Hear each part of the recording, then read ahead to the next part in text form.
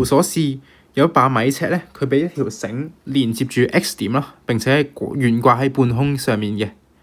之後咧，佢就有兩個砝碼咧，分別係1公斤同埋0.4公斤，佢哋分別連接喺呢把米尺嘅兩端啦。跟住咧，佢就問：如果當個1公斤嘅呢個砝碼咧向住 X 呢個方向咧，亦即係向住右邊啦，佢褪0.1米之後咧，我哋要點樣將個0.4公斤嘅砝碼咧喺呢度褪幾多，先可以重新令到呢把尺保持平衡？咁喺做呢條題目之前咧，我哋就首先要知道兩個條件嘅。第一個咧就係我哋畫一畫佢嘅 free body diagram 先。我哋可以感受到咧，呢度咧係有一個1G 咯，呢度咧就係0.4G 嘅力。並且咧，因為佢話係均勻噶嘛 ，uniform 咧，亦即係代表住佢 mass distribution 嘅 uniform 啊，所以佢質心咧一定係喺中間嘅。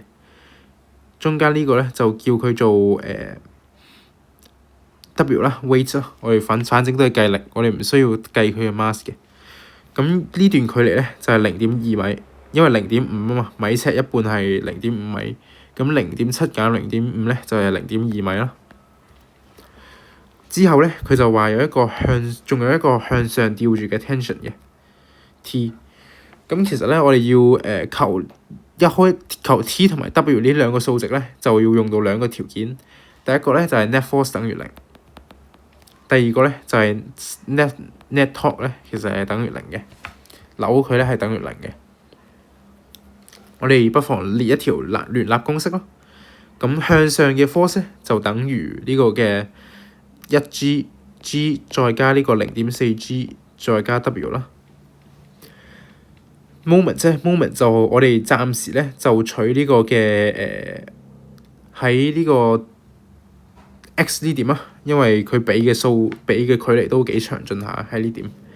咁喺 X 呢點咧，向呢邊接嘅嗰個 moment 咧就得1公斤再乘以0.3啫，亦即係咧1G 再乘以0.3，其實就等於咧向呢一邊咬嘅呢個 moment 啦，亦即係 W 咧再乘以0.2再加0.4G 乘以呢個嘅距離咧就係0.7。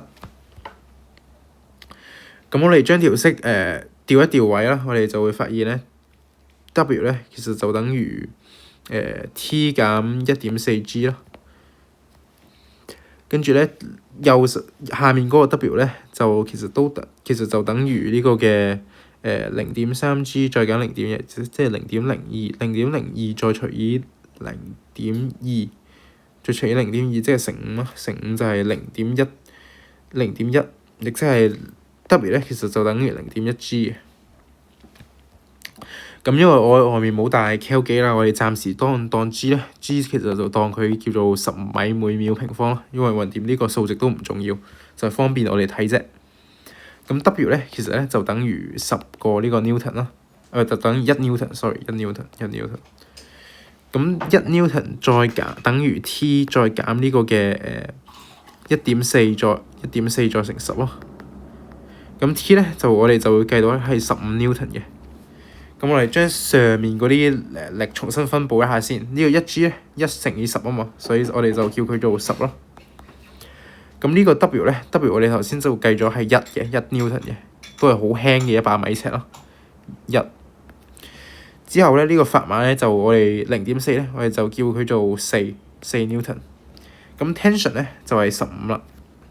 咁樣代都有一個好處嘅，就係我哋可以一目了然咁樣睇到咧，上面同下面咧嗰個力咧係相等嘅。咁跟住佢就話啦，將呢個1公斤嘅砝碼啦向右褪，向 X 嘅方向褪啦。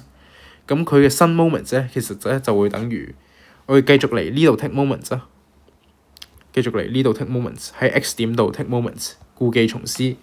咁咁就係10 Newton 再乘以呢個嘅0.3減0.1，亦即係0.2啦，就等同於呢一個嘅1再乘以0.2再加呢個嘅再加呢個嘅4乘以0.7啦，4乘以0.7。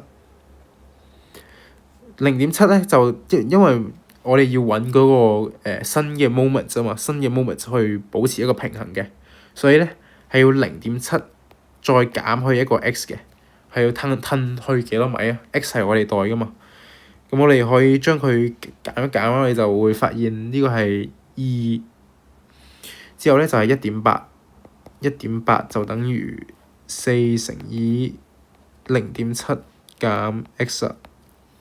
咁1.8除以4啦，1.8除以4就4.5啦，4.5就等於0.7減 x。